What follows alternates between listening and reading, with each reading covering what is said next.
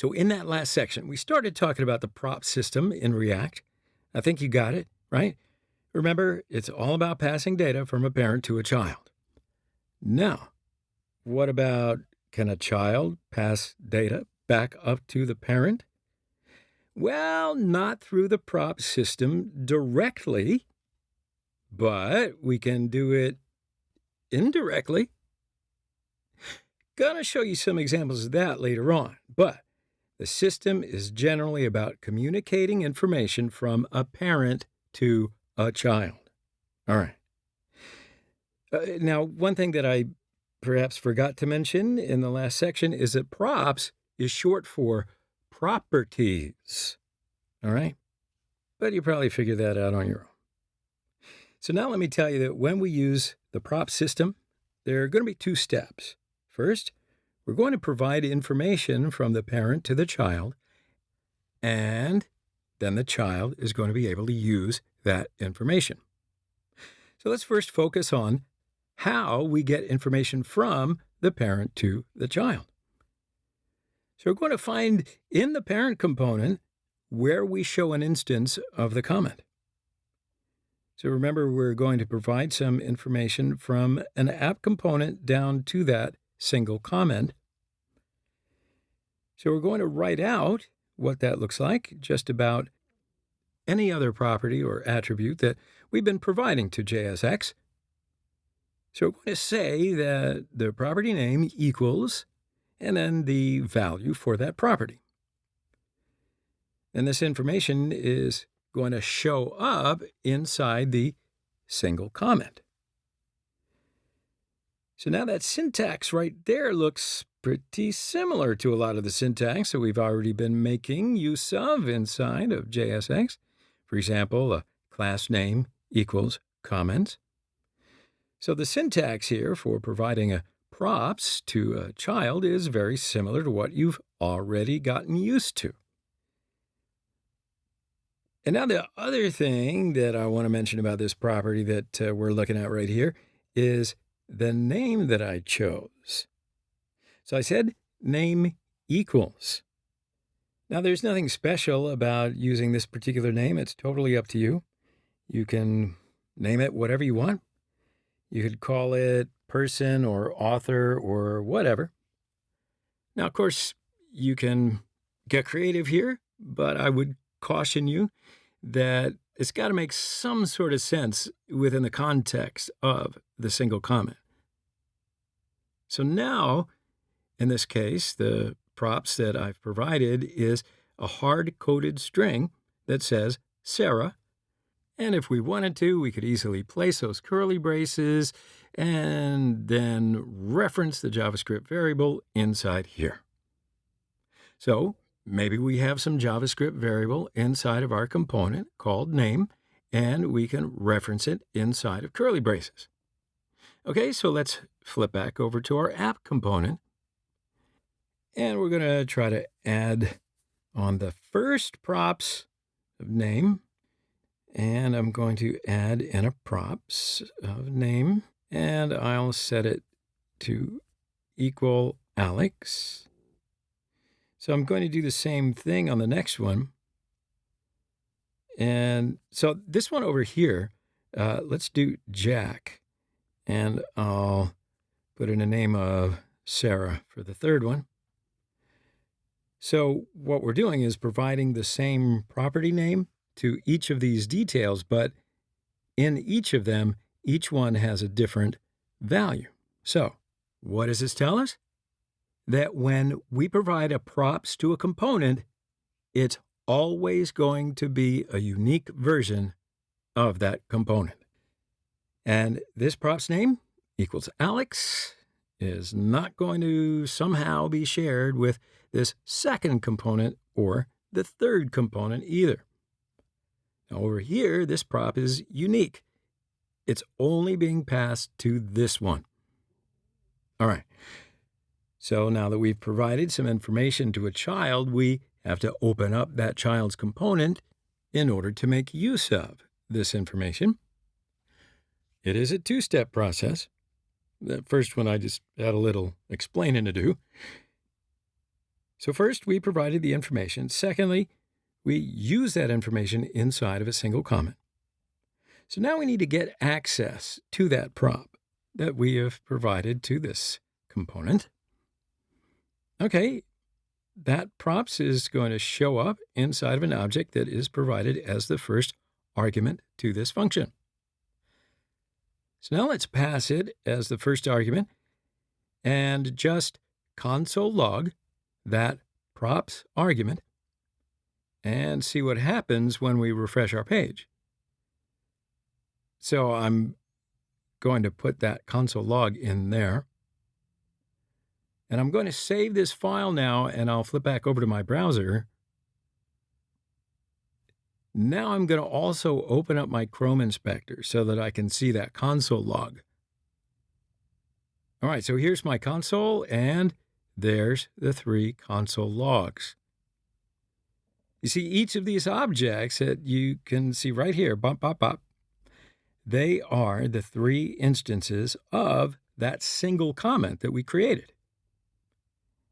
And if you'll notice, the props object has a key value pair inside of it. Now, the key is the name that we provided inside the app, and the value is the individual name that we provided to each of those single comments. Okay, so now to make use of the props in our single comment, we can find where we are currently making use of the name Sarah, which is in here. So I remove the Sarah, put in my curly braces to indicate that they are about to reference a JavaScript variable. And then inside of there, I will say props.name, like so. So now whenever this single comment is shown on the screen, the single comment is going to look at that props object. And it's going to see that there is a name property in there that's going to take that name and stick it into this tag. So now let's flip back over to our browser after saving this file.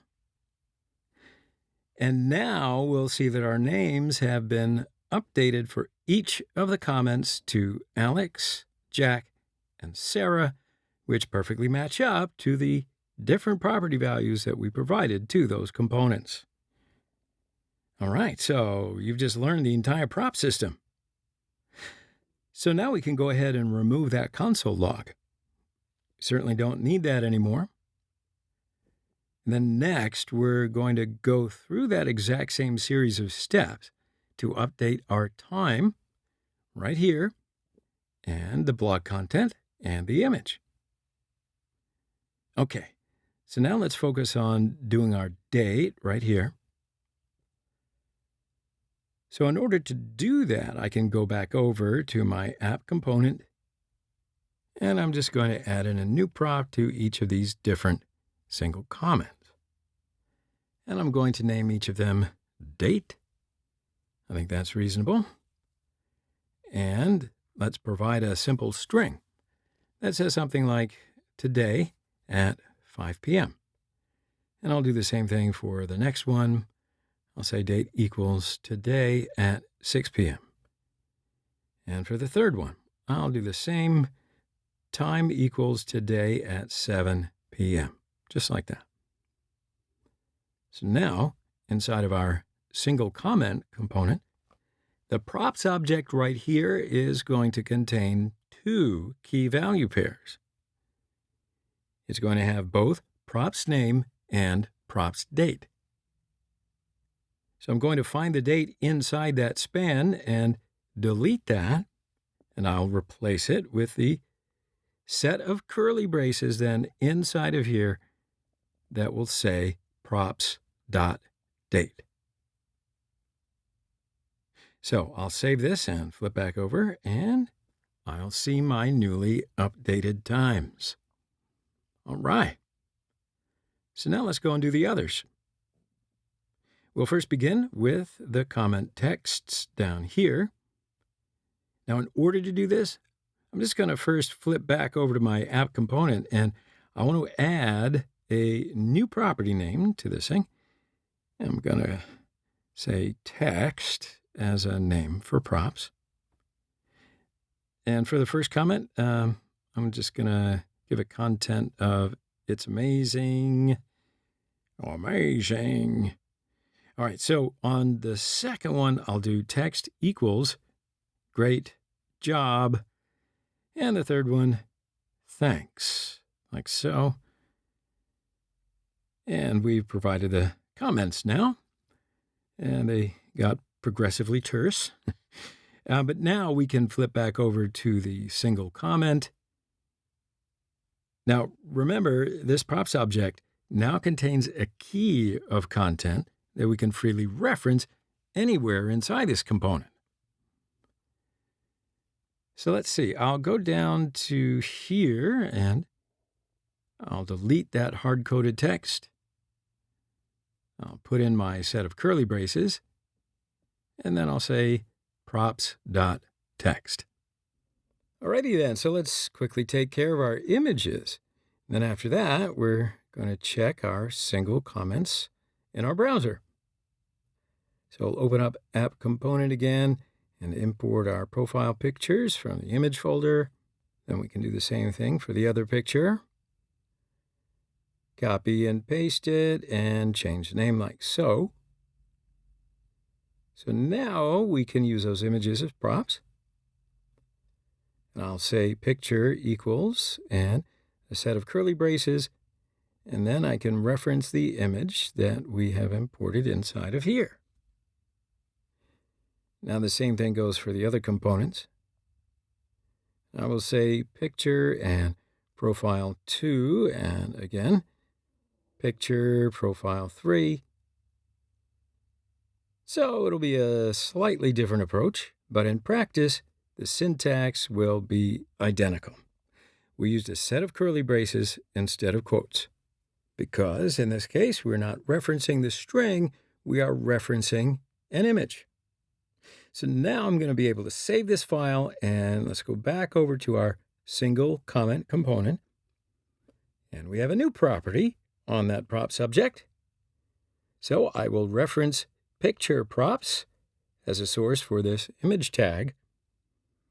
And then inside of this image tag, I'm just going to pass props.picture like so. Okay, so now I can save this file, and I'm going to flip back over to my browser. Ooh, everything looks pretty good. So that's props in a nutshell. And that's how to pass basic information from a parent down to a child. Why don't we take a quick break right now, and we can continue in the next video.